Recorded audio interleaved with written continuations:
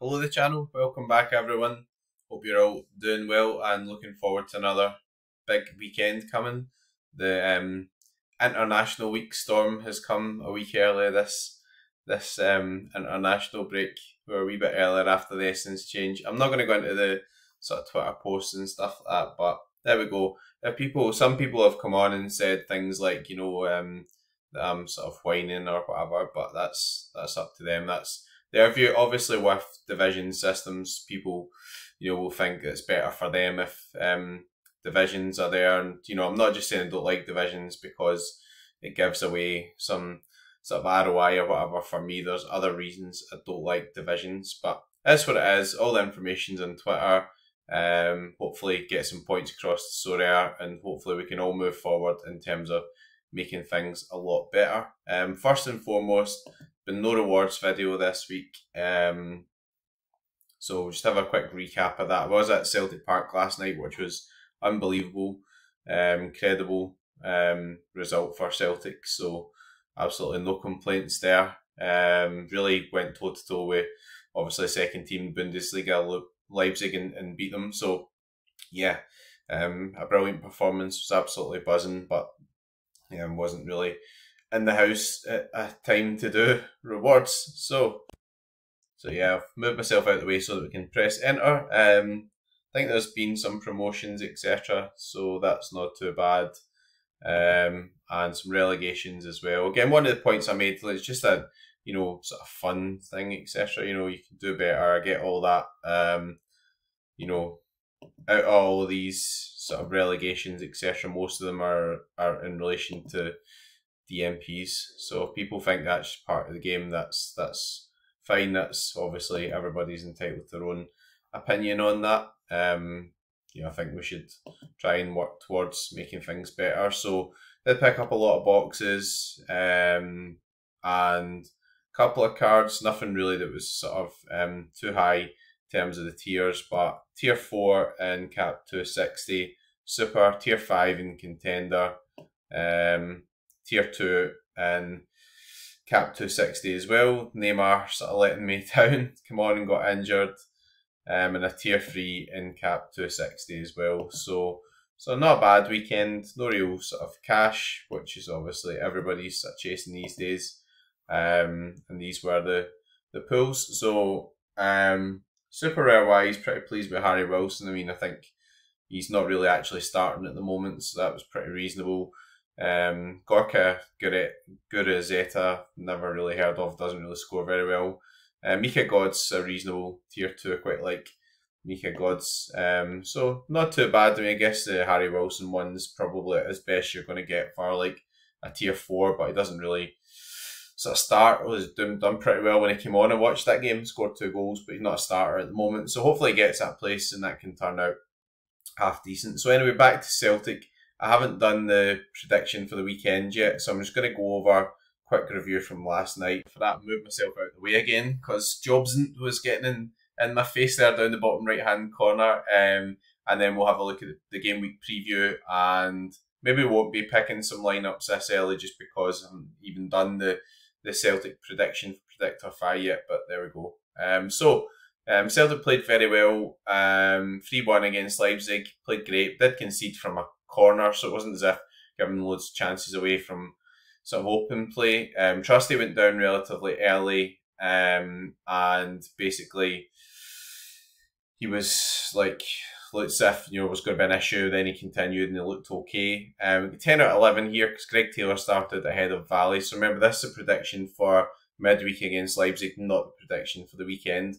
Headlines for the weekend: Cameron Carter-Vickers come off about 70, so it looks like he's still been managed. I think that he's a bit of a risk for Kilmarnock. We do have a bit of a gap, so this is Wednesday, game's not until Sunday, so that's why I'm not doing the prediction just now either, because I want to make sure prediction obviously is accurate as possible. People start building their lineups, but Trusty looks as if he's won that place over Scales, but you could see Trusty and Scales starting at the weekend, etc. And I will be looking back. I'm sure that Carter-Vickers missed a game at Kilmarnock for reasons of his knee, probably away back when Ange was here. I think he started there since, so it's a real interesting one there. Johnson, I think, will be okay. Valley could definitely start instead of Taylor for this one. McGregor, Engels and Hatate were all really good. Engels and Hatate were both subbed, but it's a really interesting one. They put Hatate way up there, but I mean, in terms of the pressing, you know, when Leipzig were playing out, Hatate and Furuhashi were both standing like on their box, you know, so like, you know, you had like Maeda, Kuhn, Furuhashi and Hatate and try to pin in Leipzig, and that worked really well and contributed to the second goal. I don't know if Furuhashi will start here against Kilmarnock. Ida was really good here. Celtic won 5-0 last season. Ida was excellent. So if they go at a starting lineup, I'll probably go Schmeichel, Johnson, Trusty Scales, Valley, McGregor, Engels, Bernardo, Maeda, Ida and Kuhn. People will be surprised about Hatate, but looked a wee bit tired last night, so I think he's having to have minutes managed. And you remember that Dundee game, there was a lot of changes and stuff, so I do think for this game, from last night, you'll get 2 or 3 changes, and that's where it's hard to predict. So everything will be updated in Predictify. And if you're watching this and you haven't subscribed, you can use code McBride Ace. Not too expensive if you want to just get like, you know, contender access for particularly for like Celtic, etc. It's only £2 or £3 a month, which is really good. If you use the code McBride Ace, then obviously it helps the channel, etc. as well. So anyways, on to the weekend, and we've got another big weekend of action ahead. So we've got Bayer Leverkusen against Bochum, absolutely destroyed by Liverpool 4-0. Interesting, but Bochum have been really poor, so you can see why that stacks up that way. 2.86 XG, 41% clean sheet percentage. I can't remember the last time Leverkusen kept a clean sheet, to be honest, but there we go. Probably similar to Spurs as well. Spurs against Ipswich, kind of interesting one, because Ipswich, you know, haven't got many points, but they look quite dangerous. Guys like Leif Davis and Delap up front, etc. So 2.83 XG for Spurs, 42% clean sheet percentage. Again, Spurs have got like a midweek game. They usually do rotate a bit, but it's away at Galatasaray, I think. So interesting. Paris Saint-Germain against Angers. Again, Paris Saint-Germain do some really daft things at the weekends. You know, just like the goalkeeper gets changed, and it's really difficult to predict. So I'm not getting back to the division stuff, but you know, like, it probably would bring a bit of value to some of the guys, or a bit of demand to some of the guys, if you were able to update your lineups. I know that goes into the roll and lock stuff, or if there was a format with subs, you know, like a SO11, something I quite like. If you're doing SO11, you would need subs, but it'd be quite cool, I think, if you had like, you know, even in the big weekends, you had like a limited SO11. You could play Donnarumma, and you could put Safanov on the bench, and whoever starts, then, you know, you would get the starter and stuff. So it's definitely worth exploring, I think, for Sorare, because I think that's kind of easy win. I think people would like that format. But anyways, Real Madrid against Osasuna. Real Madrid have been a disaster. The disaster. I think Courtois hopefully should be back, because he was kind of back in training. 57% clean sheet percentage and 2.7 XG. Real Madrid really poor. Sure, Many's injured as well now, so I think, you know, it'll be interesting to see what happens there. Valverde may be struggling a bit as well. Probably a bit of change of formation. There's even some chat about Ancelotti, which is just incredible. But, you know, at the end of the day, you can't have a situation where, you know, Real Madrid have got to qualify in the Champions League, right? And, you know, they're in trouble. They have less points than Celtic, and they've got Liverpool away and Atalanta away next. You know, in the form they're in just now, I can't see them winning either of those games, but that's not the way football works. But, you know, be interested for the weekend. Will, you know, be good to maybe use a Modric or whatever again. Club Brugge against Beer Shit, as I call them. And again, Club Brugge are playing tonight in the Champions League, so probably going to catch that. Actually, I'm just recording this just before that. Fenerbahce against Sivasspor, so 2.59 XG for that game as well for Fenerbahce. 56% clean sheet percentage, and Bruges 48, which is pretty reasonable. Bayern Munich against St. Pauli. Again, Bayern Munich with a good win at the weekend, 1-0. You can see obviously they've done pretty well in Challenger based on that. We've got Lyon against St. Etienne, Inter Miami against Atalanta, a real interesting one. So this is the kind of winner takes all one. So it's the third game of the format. First two is like a one each scenario, and you know, it's going to be pretty interesting. I can't remember if that's at a neutral venue. I need to check that. But I think that it may well be. That's the way the sort of playoff system works. PSV, I mean, they're sitting pretty hammered Girona. If Celtic kept a clean sheet against Leipzig, they'd have probably been up there with them, I must admit, because there was some really good SO5 performances there from Celtic, even against tough opposition. But NAC, that looks like a good fixture. 46% clean sheet percentage. Boscagli's a maniac. Colne against Screw for 4th. I guess your big's been dropped, so that's not really of interest to me. But yeah, pretty good fixture for Colne. They've got some really good guys out like Pacarada, etc. Celtic against Kilmarnock, so it's a difficult one away from home. Kilmarnock beat Rangers here, although no offence to Rangers fans or Rangers holders, but Rangers have been poor this season, particularly away from home. Celtic will be buzzing, beat Aberdeen 6-0 in the Cup, beat Leipzig. You know, you would have to expect we'll beat Kilmarnock, but will we concede? Will there be changes? Will that upset the apple cart? Will the surface maybe be a bit more difficult? The good thing is Celtic played last night, which is Tuesday, and this game's on Sunday. So a bit of recovery time, not as tight a turnaround as Saturday to Tuesday. So we'll see how that goes. Certainly I'll have loads of Celtic stacks out, as I always do. That's one of my main pieces of enjoyment on the platform. Something really cool to show everybody soon as well. It's just been shipped just now, so we'll cover that in a different video, maybe over the international break. Hopefully everyone, including me, will have calmed down a bit. Maybe we'll get some updates from Sorare at some point as well. Dynamo Moscow against Nizhny Good, or as I call them, Feyenoord against Almere. So Feyenoord, kind of interesting. Beachlow got back in, he's injured again. This guy just seems to be a bit of a disaster, doesn't he? I mean, I bought a limited for 20 quid and I thought that's good, you know, getting for the caps and all that sort of stuff, you know, playing Champions League specialist and good option for the cap 260 at the weekend. He's injured again, so shame for him. You know, he's obviously a good goalkeeper, but injury's really difficult. Man United against Leicester. So I see the incoming manager hammered Man City 4-1, big injury, so that was proper interesting. And then we've got Barcelona down there, but that's Barcelona SC, that's not the actual Barcelona, that's Barcelona SC. I think, yeah, because Kumbaya this is like Kumbaya my lord do not play in the Spanish La Liga, and we've got Zagreb against Gorica there as well. So let's have a quick look at what competitions we've got on the go this weekend.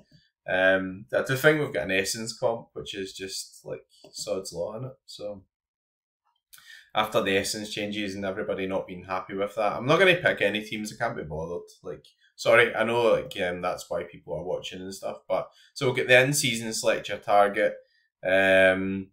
So it's 250 points cap, and you know, we've got a score of 390 in limited. We've got a score of 390 in rare and 390 in super rare by the looks of it. I think they've actually kept a bit more. No, 470 in super rare, because obviously you get 20%. You do get 100 super rare essence, so I guess it's like a wee bit more valuable in super rare, but again, it's only Premier League players, so it's more restricted pool. As I said in the big thread and stuff like that, you know, if you're running out essence or whatever, like, instead of saying, like, making sweeping changes and just totally culling it, like, you could just cancel stuff like this, you know, just, like, it'll be better to cancel that than just bugger up everybody's boxes or whatever. I know it's not quite as easy as that, because let's bear in mind that essence is pretty specific to the region. We've got also a classic anti-stack, and a classic select your target as well. So in classic mode, let's see how that stacks up compared to in season. So we've got a score of 490, so it's slightly higher. Again, it's 100, and in rare it's 410, and it's 100 as well. So they're giving out a lot of essence there. Why? I don't know. I mean, yeah, they want to do specials. People like essence, etc. But the thing with the boxes really sort of killed the sentiment, I think, you know, which is a shame. Then we've got the anti-stacks. So anti-stack rules here.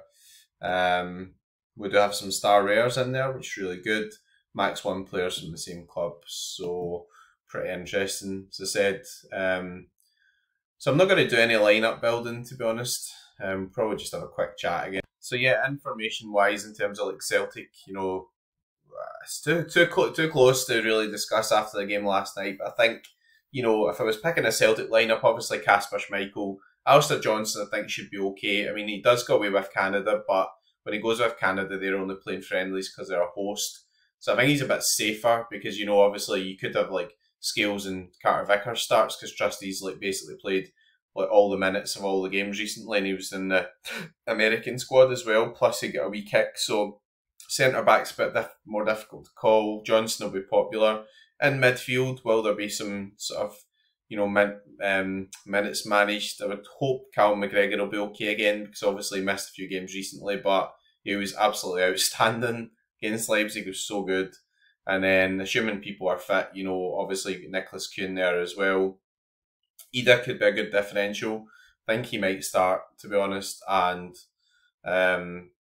even if he doesn't start, you know, he's going to come on for Furuhashi, I think. Put in a big effort again last night. Furuhashi was really good, loads of pressing and everything. So you're probably going to see some minutes being managed. We'll see what the international squads are like as well. In terms of players, let's just, like, because we're not doing lineup selections, have a look and see if we can pick out anybody who has good fixtures. So Leo Kukubo on a projected 82, so 26% clean sheet percentage. So expected to have a lot of AAs, quite interesting. But could be a you know, one that you could take a chance on for the under 23s. Ichimori, been really good this season actually, so wouldn't put anybody off picking him. Agarizabala, so 45% clean sheet percentage. So he's a really good option for the under 23s. So definitely focus on that. See Courtois there at 60%. Joe Ian Wu in at 50%. Don't know why, so you kind of look that up, but not a really high clean sheet percentage there. Anyways, anyone else that's standing out here? Joseph Burzik, I think that will actually start coming into play. I think he's actually a reasonable buy at the moment. I think Hibs have been struggling, but they do look as if they've tightened up a wee bit. They're not scoring many goals, but they're not conceding as many now. And 40% clean sheet percentage is pretty good, and he's very cheap as well. Livakovic, obviously, a real good one to pick. And Hradecki, I don't know. I mean, it's like, this guy ever keep a clean sheet? Like, anyways, maybe he will be, like, maybe a good pick. Defenders wise, Ryan Aït-Nouri again, pretty high up there. Seems to be always quite high up there at the moment, so that is very interesting. Mike Ishweir, I'm just butchering the guy's name there. Big Mike. Who else is standing out? Hugo Bueno. Yeah, again, just to see how he does midweek, etc. Kiko Femenia, interesting one, not a guy I use very much. William Saliba for Arsenal. Alejandro Balde. I know I'm not doing lineup selections every year, so I'm sorry about that. It's just obviously the way this week has gone and everything, and we'll hopefully get back to normal service. And I'm not taking a break over International Week this time. We'll hopefully give you some more thoughts on what's happening and see how, if there is any reaction from Sorare, I don't know. For Bancic is an interesting one up there. So you're projected 100, so that's a really high projection. Must have a pretty good game, quite a high XG. Figure, I think 1.32 is actually for the team, not for him as an individual. But he's owned by Zagreb, so he seems to be pretty doing well just now. Facundo Buonanotte is a player I really, really like, so he could be quite a cheap option one. Lennon Miller in there, really good. Dango Atara I really like as well. Jan Nicholas Besti doesn't always play for Benfica, but we'll see on all the projections, etc. Anything that on there that's up in the 60s, etc. is interesting. Mikkel Damsgaard I've been impressed with recently. He's one to look out for because he's been taking the sets for Brentford. I did watching Monday night for my sins. They were winning, still never kept a clean sheet to late goals. It was Harry Wilson that scored them. Forward line, who's standing out here? Troy Parrott, pretty interesting one. I guess you got to be careful here as well, you know. Teams like AZ got like games midweek as well, you know. Parrott's in the Irish squad, so but he seems to usually start Touchwood for AZ. LA Junior Krippy was injured. Kulusevski's been really good this season. He's up there. No one else standing out in terms of brilliant fixtures there. I think Cezinha should have a fixture, so I need to check on his fitness because he missed the last game, so I'm hoping he's back. And then nobody else really sort of standing out. So it's a final recap. Again, you know, if it's annoying people that I'm making these big posts and stuff, then I do apologise about that. I've always got the interest of the game at heart. It's not just about, I want the divisions to suit myself. I think I've said a few times I don't really mind if I'm in Division 1 and other people in Division 2s, etc. But, I'm in a lot of Division 2s just now. And is that really what people want, I don't want to play in Division 2. And, if I'm rolling out some Celtic teams in the Division 2, I don't think you really want to play against me in Division 2. So I'd rather play for the bigger prizes and stuff like that. The thing that I just don't really like with the system is this, like, your under 23s, better weekends, you get really nice fixtures. You want to play maybe for a star, and then but you want to play midweek, so you get a team out midweek, and then there's midweek carnage, and you're relegated.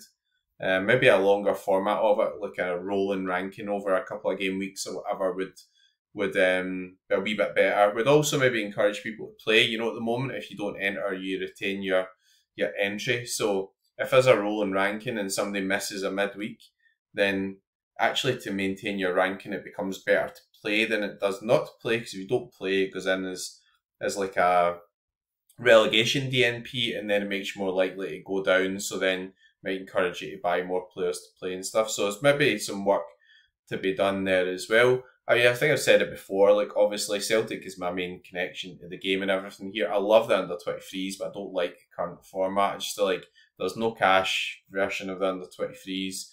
So, cash prizes are pretty poor. You get like a tier 3 and limited or whatever, it's worth like €2. So, most of the times, even these guys, like, stars will be stars thing, right? But you buy your Verps and Musiala and stuff like that, but you're still like only winning, generally speaking, tiers 2s and 3s and stuff, and they're not really that valuable. So, there's lots of things for Sorare to address. Everybody's put forward loads of feedback. There's been huge engagement with the post that I've put out. I know that a lot of people won't agree with me. Some people might just think I'm just being a moaner and stuff like that. That's fine. It's a game of opinions. I won't always be right, or what I want won't always be the best for the overall game, etc. But what we're all in agreement with is we want the game to be moving forward. And it wasn't me that killed the sentiment. It wasn't me. It was Sorare. Sorare changed the essence, and Sorare changed the essence out of the agreed window. So that is what started to kill the sentiment. And when I pass on some of these thoughts, I'm in groups, I can see how people feel about it, and I'm sort of passing on some of that sentiment. And I'm not saying I'm speaking for everybody. Obviously, I'm not, but I think I'm in tune with the sentiment. So there we go. I'm sorry there's been no lineup building in this, but we have done the preview. I've given you as much information as I can at this stage for Celtic. We've went through some individual players. If there's anything you're interested in from a lineup building point of view, you want any opinions on guys to enter, whatever, please feel free to make some comments, ask some questions. I will answer all those questions by the deadline as well, but I think 23 minutes is enough. I don't want to labour the points about the posts, about the changes in essence and all that type of stuff. Hopefully, Sorare take it on board. We'll get some positive changes coming out as of January. I know that that's not the major change window, but we do have new seasons starting after that, like MLS South Korea and everything, and there will be some decisions sure to be made for Sorare which will affect what's going to happen over the summer. So hopefully we can get a better version of Sorare. People are enjoying it a bit more, etc. And things settle down, and we go on from there. If you're playing this weekend or midweek, so obviously I'll put this up on Wednesday. If you're playing both game weeks, we end in the usual customary fashion. Good luck and go fuck. Thanks for watching.